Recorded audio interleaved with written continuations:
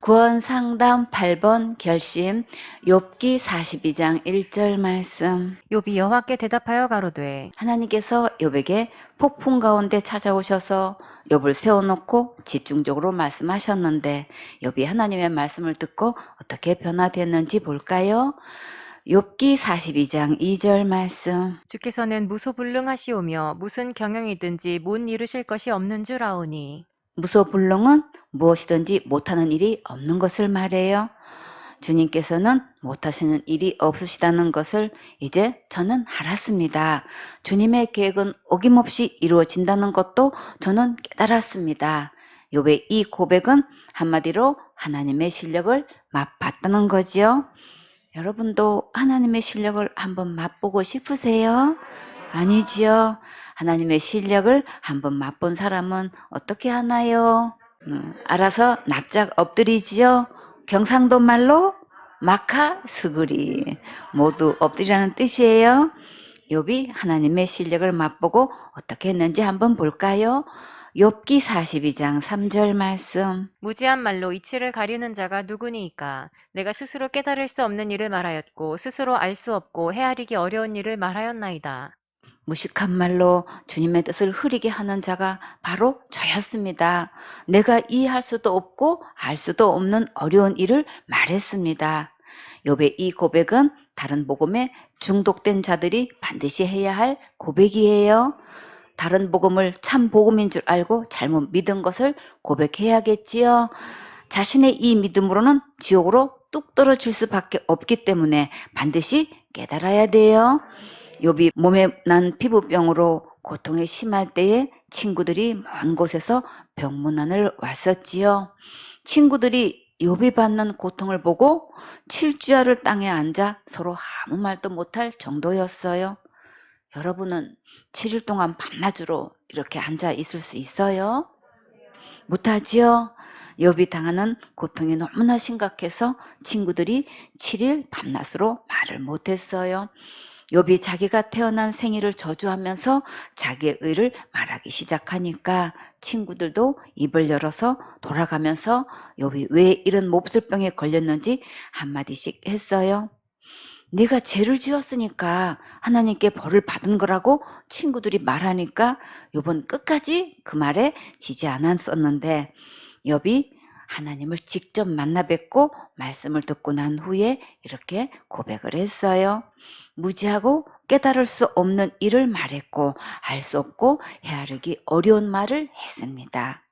잘 알지도 못하면서 감히 주님의 뜻을 흐려놓으려 한 자가 바로 접니다. 깨닫지도 못하면서 함부로 말을 했습니다. 욥의 이 고백이 누구의 고백이 되어야 할까요? 나의 고백이 되어야겠지요. 욥이 주님 앞에 정직하게 고백하고 항복하는 모습은 가장 아름다운 모습이에요.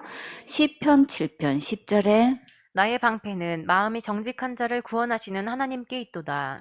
주님은 진실하신 분이시라 정직하게 진실을 고백할 때 구원해 주셔요.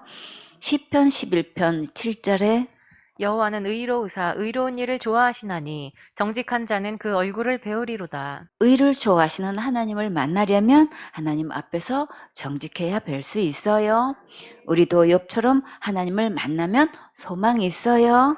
우리가 어떻게 하나님을 만나 뵐 수 있을까요? 기록된 성경 말씀으로 돌아와서 이 말씀대로 듣고 믿으면 욥처럼 변화될 수 있어요.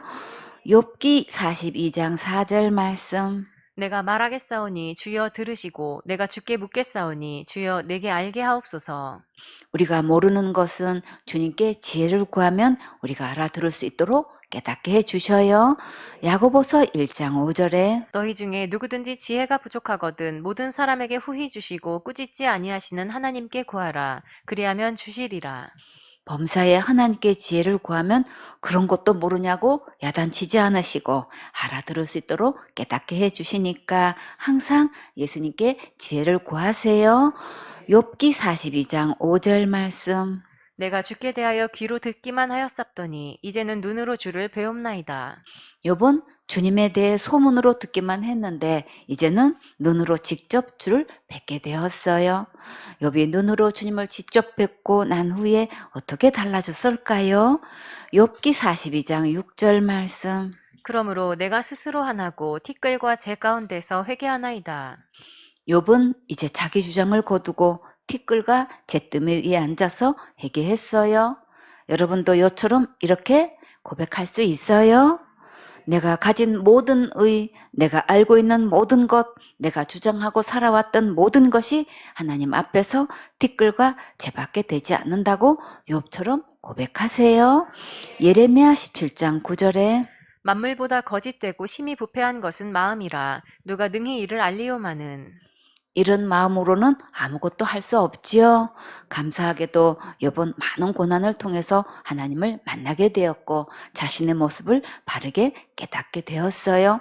하나님은 이 시간에도 여러분의 이 결심을 촉구하고 계셔요. 여러분은 욥보다 더 많이 알고 있나요? 욥보다 더 의롭다고 자랑하실 수 있나요? 욥보다 가진 재산이 더 많으신가요? 아니지요. 이 모든 것이 욥보다 더 많다 할지라도 하나님 앞에서는 자랑할 수 없어요. 이제 하나님 앞에서 자기의 모든 주장을 내려놓고 티끌과 재 가운데서 회개하세요. 요처럼 자기의 모든 의를 티끌과 재로 여기고 무릎 꿇고 하나님께 항복하고 나와서 기록된 말씀 그대로 예수님 믿고 구원의 선물을 받으세요. 누가복음 5장 1절 말씀. 무리가 옹위하여 하나님의 말씀을 들을새 예수는 게네사렛 호숫가에 서서. 사람들이 예수님의 말씀을 들으려고 몰려와서 예수님 주위를 둘러싸고 있었는데 여기가 게네사렛 호수예요. 이스라엘 북동부에 있는 호수인데 마태복음 4장 18절에 갈릴리 해변이라고도 해요. 호수 모양은 하포와 비슷하기 때문에 민수기 34장 11절에서는 기네렛 해변이라고도 하고 누가복음 5장 1절에서는 게네사렛 호수라고도 했고 또 요한복음 6장 1절에서는 디베랴 바다라고도 했어요. 마태복음 4장 18절에 갈릴리 해변에 다니시다가 두 형제 곧 베드로라 하는 시몬과 그 형제 안드레가 바다에 금을 던지는 것을 보시니 저희는 어부라. 여기서는 갈릴리 해변이라고 했지요. 민수기 34장 11절에 그 경계가 또 스밤에서 리블라로 내려가서 아인 동편에 이르고 또 내려가서 긴네렛 동편 해변에 미치고. 여기서는 게네렛 해변이라고 했지요. 요한복음 6장 1절에 그 후에 예수께서 갈릴리 바다 곧 디베랴 바다 건너편으로 가시매. 여기서는 갈릴리 바다라고도 했고 디베라 바다라고도 했어요.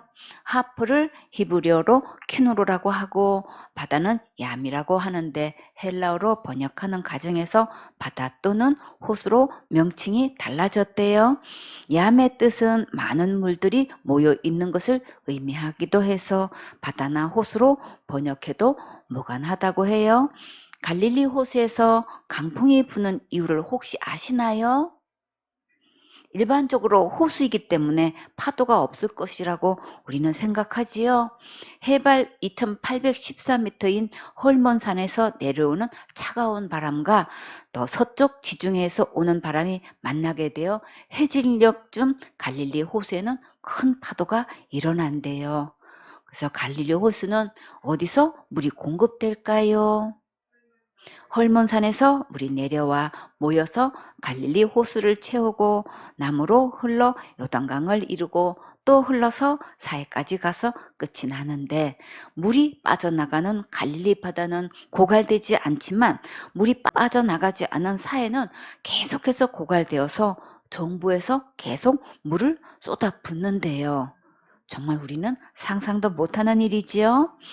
갈릴리 호수는 남북의 길이가 약 21km, 폭이 13km이고 호수 둘레는 약 53km래요. 수면이 낮아 바다보다 210m나 낮고 호수의 수심은 약 50m에서 60m래요. 이곳에서 예수님의 사역이 시작되었고 베드로, 야고보, 요한, 빌립, 마태가 이 갈릴리 출신이었어요. 누가복음 5장 2절 말씀. 호숫가에 두 배가 있는 것을 보시니 어부들은 배에서 나와서 그물을 씻는지라. 배로 고기를 잡아오면 다 분리해서 그릇에 담고 그물은 물로 다 씻어야 되고 찢어진 그물은 일일이 다 꿰매야 되니까 어부들은 이래저래 정말 할 일이 많았겠지요. 누가복음 5장 3절 말씀.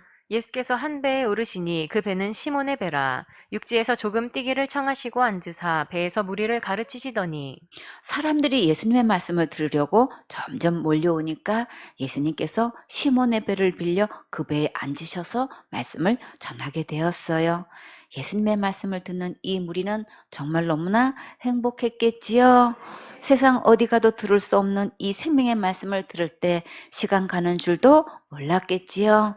세상 사람들은 먹고 살기에 바빠서 정신없이 일하는데 우리는 이렇게 예배드리면서 생명의 말씀, 복음의 말씀을 듣게 하시니 정말 행복하지요. 누가복음 5장 4절 말씀. 말씀을 마치시고 시몬에게 이르시되 깊은 데로 가서 그물을 내려 고기를 잡으라. 갈릴리 호수는 물이 너무나 맑아서 낮에는 고기를 잡지 못하고 밤엔 잡는데요. 그러나 예수님은 낮인데 베드로에게 깊은 곳에 그물을 내려 고기를 잡으라고 하셨어요. 베드로가 기본 상식과 전혀 맞지 않는 이 예수님의 말씀에 어떻게 반응했을까요? 베드로는 어려서부터 이곳 어부 출신인데 순종하기 쉽지 않겠지요. 누가복음 5장 5절 말씀. 시몬이 대답하여 가로되 선생이여 우리들이 밤이 맞도록 수고를 하였으되 얻은 것이 없지만은 말씀에 의지하여 내가 그물을 내리리이다 하고.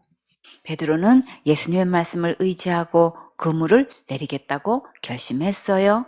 베드로가 이렇게 예수님의 말씀에 순종할 수 있는 힘이 어디서 났을까요? 앞서 예수님의 가르침을 듣고 순종하는 힘을 받을 수 있었지요.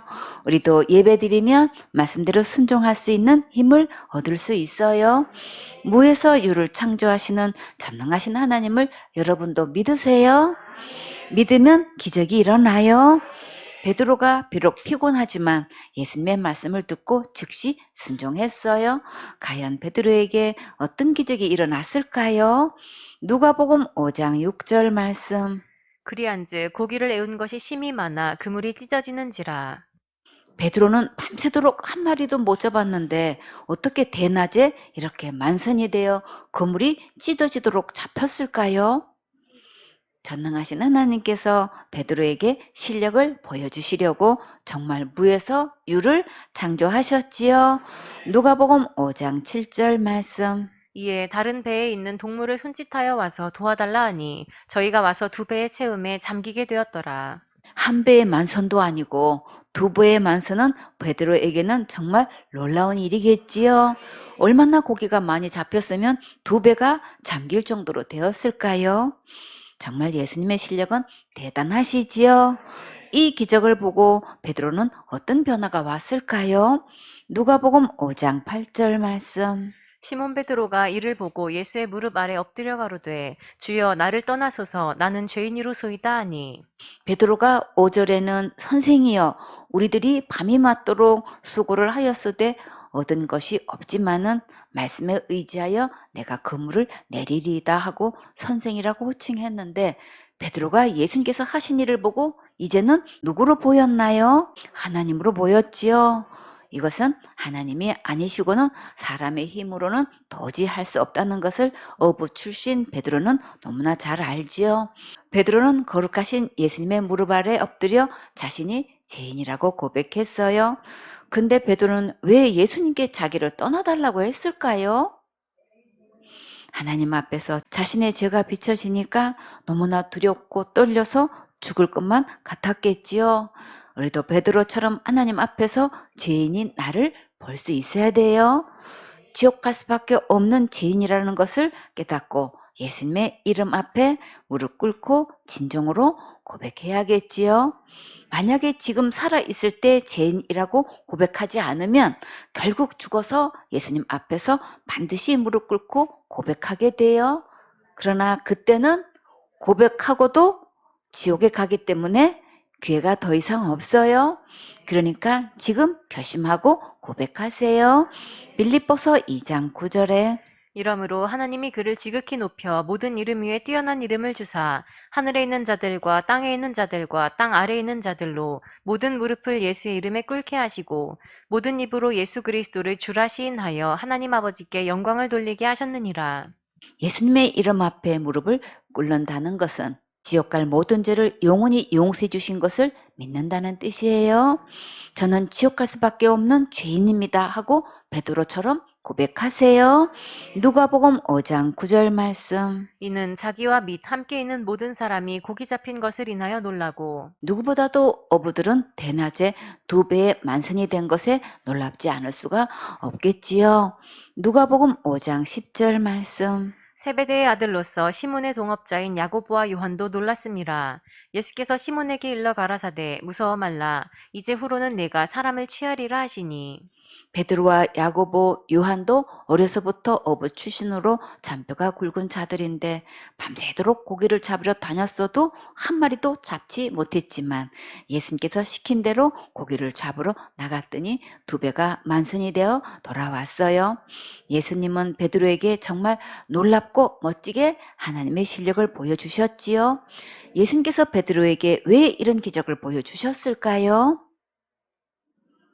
이제부터는 이렇게 사람을 낚는 어부가 되게 하겠다고 보여주신 거예요. 베드로는 이 말씀을 듣고 과연 어떻게 결심했을까요? 누가복음 5장 11절 말씀. 저희가 배들을 육지에 대고 모든 것을 버려두고 예수를 좇으니라. 베드로, 요한, 야고보는 예수님께서 부르실 때에 모든 것을 버려두고 따라갔어요. 꿈나무들, 누가 제일 먼저 예수님을 따라가야 될까요? 내가 제일 먼저 예수님을 따라가야겠지요. 마태복음 16장 13절 말씀. 예수께서 가이사랴 빌립보 지방에 이르러 제자들에게 물어 가라사대 사람들이 인자를 누구라 하느냐. 가이사라 하면 누가 생각나나요? 이달리아대 군대 백부장 고넬료가 생각나지요. 성경에서 빌립보는 또 어디에 있을까요? 그리스 북쪽에 있는 마게도냐의 제일 큰 첫 번째 도시가 있지요. 여기서는 바울과 실라가 빌립보 감옥에서 복음 전한 것이 생각나지요. 오늘은 가이사라 빌립보에서 예수님께서 제자들에게 질문을 하셨어요. 사람들이 인자를 누구라고 하느냐? 예수님께서 먼저 사람들이 나를 누구라고 하느냐 하고 질문하셨는데 정말 다른 사람들이 누구라고 하는 게 궁금하셨을까요? 사실은 제자들이 예수님을 누구로 아는지가 궁금하신 거죠. 이 제자들에게 예수님께서 정말 원하시는 답변이 나왔을까요? 마태복음 16장 14절 말씀.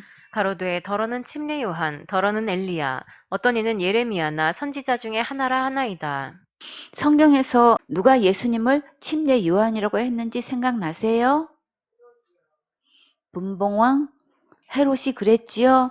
누가복음 9장 7절에 분봉왕 헤롯이 이 모든 일을 듣고 심히 당황하여 하니 이는 혹은 요한이 죽은 자 가운데서 살아났다고도 하며 헤롯을 분봉왕이라고 했지요. 분봉왕이 무슨 뜻일까요? 분봉은 나눌분, 봉할봉이에요. 한 나라를 여러 지역으로 나누어 그중 한 지역을 다스려 지배하는 자를 말해요. 침례 요한과 예수님은 같은 시대에 살았고 그 당시 침례 요한이 죽은 것을 다 알고 있을 텐데 사람들이 예수님을 침례 요한이라고 한다는 것은 참 기이하지요. 온 백성이 침례 요한에게 찾아와서 하나님의 말씀을 듣고 침례에 순종했을 때 보라 세상 죄를 지고 가는 하나님의 어린 양이로다 하고 예수님을 정확하게 증거했어요. 사역자는 세상 죄를 지고 가신 예수님을 확실하게 증거해서 구원받게 해야겠지요. 또 사람들은 예수님을 왜 엘리야라고 했을까요? 말라기 4장 5절에 보라 여호와의 크고 두려운 날이 이르기 전에 내가 선지 엘리야를 너희에게 보내리니 정말 이 엘리야가 다시 왔을까요? 엘리야는 갈멜산 전투에서 여호와가 진짜 하나님이신지 바알이 진짜 하나님인지 850대 1로 대결했을 때 여호와 하나님이 진짜 하나님이심을 밝히 드러냈지요. 신약에서 예수님이 하나님의 아들이심을 누가 확실하게 증거했나요? 침례 요한이 예수님이 하나님의 아들이심을 확실하게 증거했지요. 마태복음 11장 14절에 만일 너희가 즐겨 받을진대 오리라 한 엘리야가 곧 이 사람이니라. 여기서 이 엘리야는 누구를 가리키셨나요? 침례 요한이지요. 침례 요한이지 예수님은 아니에요. 엘리야처럼 능력이 많이 행해서 예수님을 엘리야라고 그렇게 말했을까요?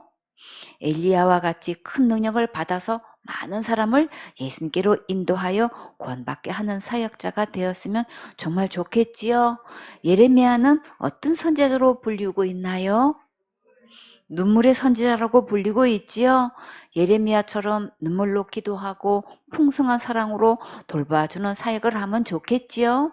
예수님 사역에서 예레미야의 사랑이 느껴져서 백성들이 예수님을 예레미야라고 그렇게 말했을까요?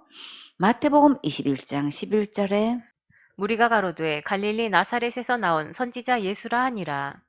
사람들은 예수님을 선지자 중에 하나라고도 이야기했지요.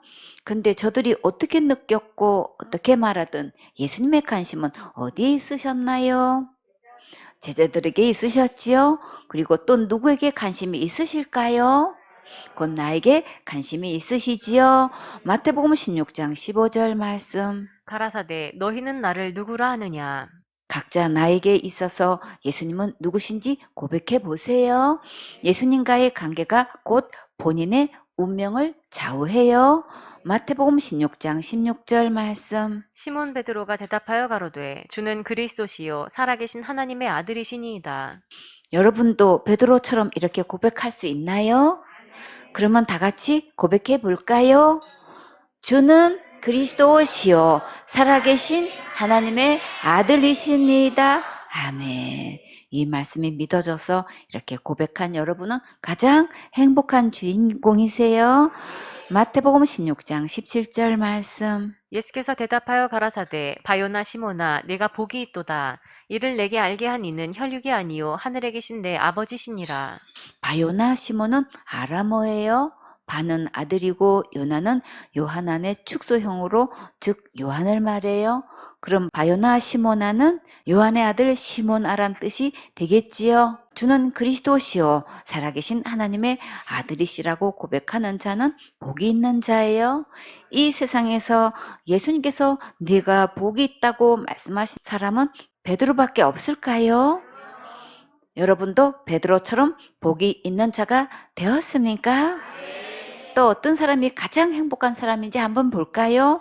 로마서 4장 6절에 이란 것이 없이 하나님께 의로 여기심을 받는 사람의 행복에 대하여 다윗의 말한 바 그 불법을 사하심을 받고 그 죄를 가리우심을 받는 자는 복이 있고 주께서 그 죄를 인정치 아니하실 사람은 복이 있도다 함과 같으니라. 꿈나무들 제3의 이 복을 받은 사람은 어디 갈 수 있을까요? 천국 갈 수 있지요? 천국은 거룩한 나라라서 죄가 있으면 갈 수 없는데 지옥 갈 모든 죄를 용서받고 가리우심을 받은 자는 천국 갈 수 있으니까 정말 진짜 복 받은 자 맞지요? 히브리서 10장 16절에 주께서 가라사대 그날 후로는 저희와 세울 언약이 이것이라 하시고 내 법을 저희 마음에 두고 저희 생각에 기록하리라 하신 후에 또 저희 죄와 저희 불법을 내가 다시 기억지 아니하리라 하셨으니 이것을 사하셨은즉 다시 죄를 위하여 제사 드릴 것이 없느니라. 그러므로 형제들아 우리가 예수의 피를 힘입어 성소에 들어갈 담력을 얻었나니 예수님의 피로 지옥 갈 모든 죄를 영원히 용서받은 자는 가장 최고로 행복한 자예요. 생소원의 식구들은 한 명도 빠짐없이 오늘 이 복을 받는 최고로 행복한 주인공 되세요. 마태복음 16장 18절 말씀. 또 내가 네게 이르노니 너는 베드로라 내가 이 반석 위에 내 교회를 세우리니 음부의 권세가 이기지 못하리라. 꿈나무들 반석은 곧 누구신가요? 예수님이시지요. 반석 위에 내 교회를 세우신다는 것은 예수님의 교회를 세우신다는 거지요. 그러면 교회의 주인은 누구신가요? 예수님이시지요. 근데 라오디게아 교회 시대에는 예수님이 어디에 계신가요? 교회 문 밖에 서서 두드리고 계시지요. 왜 교회 문 밖에서 문을 두드리실까요? 교회에 다른 복음이 들어와서 자기들이 주인으로 타고 있기 때문이지요. 고린도전서 10장 4절에 다 같은 신령한 음료를 마셨으니 이는 저희를 따르는 신령한 반석으로부터 마셨음에 그 반석은 곧 그리스도시라. 반석 되시는 예수님의 터 위에 교회를 세우시는데 음부의 권세가 이기지 못한다고 하셨어요. 음부를 지옥의 문, 죽음의 문, 죽음의 세력, 지옥의 권세로 표현하고 있어요. 반석 위에 세운 교회는 반드시 무엇을 해야 할까요? 영혼들이 반석 대신 예수님을 믿고 천국 갈 수 있게 해야지요. 마태복음 16장 19절 말씀. 내가 천국 열쇠를 네게 주리니 내가 땅에서 무엇이든지 매면 하늘에서도 매일 것이요 내가 땅에서 무엇이든지 풀면 하늘에서도 풀리리라 하시고. 천국 열쇠를 주시면 우리는 어떻게 하면 될까요? 믿음으로 천국 열쇠를 받으면 되지요. 여러분은 천국 열쇠를 받았습니까? 예수님은 우리의 지옥 갈 모든 죄를 영원히 용서하시고 천국 문을 활짝 열어주셨어요. 근데 너무나 많은 사람들이 이것을 믿지 않고 다른 복음으로 천국 문을 닫고 자기도 들어가지 않고 들어가려고 하는 자들도 들어가지 못하게 하고 있어요. 예수님은 모든 율법에서 우리를 자유케 하셨고 생명의 성령의 법으로 우리를 해방시켜 주셨어요. 다른 복음으로 꽁꽁 묶어 놓은 것을 이제 안수가 하고 스스로 다 베어버리세요. 지옥 갈 모든 죄를 용서하신 진짜 예수님을 믿으면 천국 열쇠를 받을 수 있어요. 꿈나무들, 천국 열쇠는 곧 누구실까요? 예수님이시지요. 천국 열쇠는 믿음으로 받는 거예요. 마태복음 16장 20절 말씀. 이에 제자들을 경계하사 자기가 그리스도인 것을 아무에게도 이르지 말라 하시니라. 왜 예수님은 자기가 그리스도이신 것을 아무에게도 이르지 말라고 경계하셨을까요? 인류의 죄를 담당하셔서 십자가에서 죽으시고 부활하셔야 되기 때문이지요. 아멘.